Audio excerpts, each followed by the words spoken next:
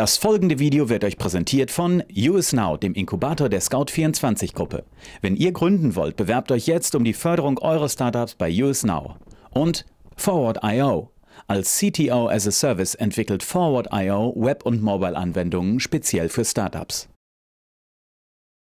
Welcome to Venture TV. I'm here with Matt Mullenweg. Matt, you are the founder of Automattic, which is the company behind WordPress. Behind WordPress.com, correct? .com, all right. And you are also you also initiated the WordPress, the software itself, right? Yeah, I was a co-founder of WordPress almost 10 years ago now. Wow, that's a long time. But meanwhile, over 17% of the internet traffic are relying on WordPress in any way. I have to do with WordPress. That's a pretty impressive number. So it's quite a lot of traffic. It's been a fun ride. It has been a fun ride, yeah. I bet so. The question is, when you compare WordPress with Google or with Facebook, like these closed systems who want to have all your data and don't want you to go anywhere else, and WordPress is this open source system, not really trying to make money like in the first place. And I know you have additional services which you make money with, but how is it when you compare WordPress with Google and Facebook? Do you sometimes regret it to be not a closed system, or what are the advantages of an open system like WordPress? Sure. I don't regret being open. Mm-hmm. And also, I don't dislike Google or Facebook. Mm-hmm. I think that, people use them when you put your data in it. Because they do great things. It's kind of amazing what Google and Facebook do. Yeah. I love them both as users. However, I feel like they have a moral responsibility because of the position they're in to open up a bit more, to give users more control of their data. WordPress, by virtue of being open source, has always been very open in that regard from day one. Anything you put into us, you can get it back out. All of your data, all your content, all your everything. It all belongs to you. And more importantly, you can take that and run it on your own software. Mm-hmm. It's really the only web service out there at this scale where you can run it yourself. It's not like, even if Facebook, I think Facebook has a download, right? But what do you do with that download? You can't run your own Facebook. No. So we try to provide all sides of it, to not just provide theoretical freedom, but actually real freedom to our users. And that's really cool. Like, I really love it. The only question is, like, in the end, since Google is making a lot of money, I know Automattic is making money too, but then compared to Google, it's a lot less. So will they maybe win in the end because they just have more money? You compare a lot of people to Google, and it looks like a lot less. Yeah, true. Including who'll rule the internet, like in the Red end? Bull, Yeah, true. Yeah. I think that the internet favors open over the long term, and it's not about ruling the internet. I don't want to rule the internet. I want to provide software so people can rule their own internet. Okay. Right? So you should be the master of your own domain, so to speak. You should have control over what you put on the web and how it goes out there and what runs on it, and that it works with everyone. So it doesn't just work with Google stuff or just work with Facebook stuff. It should work with both, because you work with both. So do I. That's what users really want. I think that users want more choice, where the internet titans want you to use only their stuff. Right. But you'll think in the end freedom will win, and like open source is an approach that will stay there. I think the best product wins. Yeah, true. And open source is very good at creating certain types of projects, typically back-end software, servers, operating systems, things like that. And it's becoming much better at creating consumer software. Okay. And that's, Firefox was really one of the first there, Wikipedia. WordPress is very much on the forefront of this, where can a community of hundreds and hundreds of volunteers around the world create something that tens of millions of people use.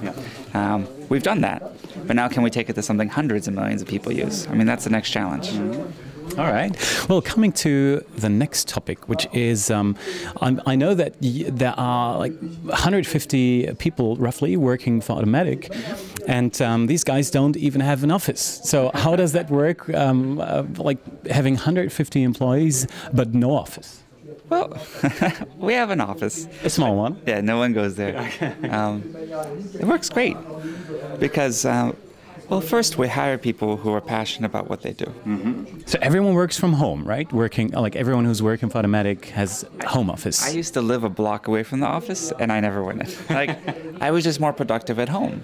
I'd go in for meetings and things, but if I really need to work and crank, I did better at home.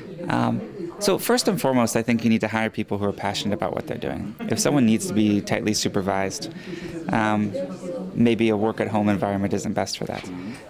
But two, you just trust people, right? I mean, hire good people and let them go. We're adults. We don't need to be supervised like children in kindergarten. I mean, you can do your work. It sounds really cool, but there are so many companies out there who have these really strict measures to monitor performance and everything. You basically trust in people, and that you'll trust in that they'll do good stuff. Yeah, and also part of it is that, well, we judge people on output, not input, if that makes sense. So input is how many hours you're in the office, or what you wear to the office, or, you know, are you sleeping in and getting there at noon, or all those sorts of things are input. Output is the work. We monitor very closely the work. Because you rely on that. You need to have accountability across the organization. People need to do what they say they're going to do when they're going to do it. That's important. But how they do it, whether they're wearing pants or not when they do it, if they're working from 11 p.m. to 4 in the morning every day. Part of WordPress is coded naked. Oh man! Oh well, who knows? Breaking news. Yes. So, I mean, who cares? I mean, it's a meritocracy. Yeah. It doesn't matter, just like it doesn't matter what color someone is or what gender they are. It shouldn't matter where in the world they are or how they choose to do their work, as long as the work gets done. It's an amazing approach, I think. Is that due to your love of staying at home or working whenever you want? Like, did you introduce the system, or was it like that from the very start, or did you turn it into the system later? The first 4 employees of Automattic, we were all in different places. I mean, I was in San Francisco, we had someone in Texas, someone in Vermont, and someone in Ireland. So by definition, we were distributed. It's just the way it is. I personally love travel, so I don't work from home. I usually work from planes and hotels. All right. So for me, being able to see the world is one, a perk, but two, also dials me into WordPress users around the world, so I can hear what they're talking about and thinking about. And that's invaluable. So I love being able to do that from Paris, from Austria, where I was last month, from New York. So being able to work from anywhere is a huge benefit for me. Yeah. And are there any cool tools that you use to just track performance? Because 150 people all working on different subjects gets pretty complicated after all. Well, we have teams. So there's teams. We're divided into cross-functional teams of 5 to 7 people. All right. So there might be a team working on the store, a team working on the mobile apps, a team working on social.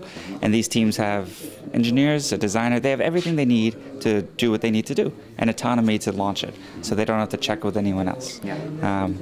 So that's usually where the accountability happens, is within the team. Because 5 people, I mean, you all know what's going on with everyone else. You totally do, yeah. The thing we use most for communication is called P2. The letter P and the number 2. Theme.com. It's basically a version of WordPress that turns WordPress into something that looks a little bit like a social cast or a Yammer. Can everyone download it? Yeah, it's totally free. You can run it on WordPress.com. All right. Of course. Yeah. And we have about 160 of those. We have more P2s than we have people. Wow. And we do it for projects. Basically, we use it instead of email. There's no email inside the company. Because you can track it better than email? Yeah, because it's all public, it's all searchable, it's all threaded. It's just a better way to work. Cool. The last question from me would be, what is your vision of the web of the future? Yeah, that's a big question. I think the biggest trend of the next 5 years is going to be the shift to touch devices. Okay. And that changes how we need to think about web interfaces, which are very much designed for hovers and mice and like small targets and things, and really shifts the web to being something a lot more grippable, a lot more tactile. And there are a lot of people working on touch devices at Automattic right now, right? Absolutely. More than that's what you've just said before we started the interview. That actually more than half of your people are working on touch devices right now. Yeah. So we employ more people working on mobile than core WordPress. Yeah. Oh, yeah. That's what I'm saying, yeah. I mean, the big thing, WordPress is an early embracer of what's called responsive design. So the idea that a single set of code can work differently on a desktop, a tablet, and a phone. but it's all sort of the same experience. It just adapts to be responsive to the viewport or the interface that it's in. So if you're on a touch device, maybe the buttons get bigger, so they're easier to touch. If you're on a desktop, maybe we sort of stretch out the background so it doesn't look big and empty. This is kind of the future of web design, and it's what we've been embracing in a lot of our themes, make it easy to have a website that looks great on the desktop, but great on mobile. Okay. Yeah, sounds pretty cool. Thanks for being here, and I wish you tons of success for the future. No problem. Thank you. Thank you.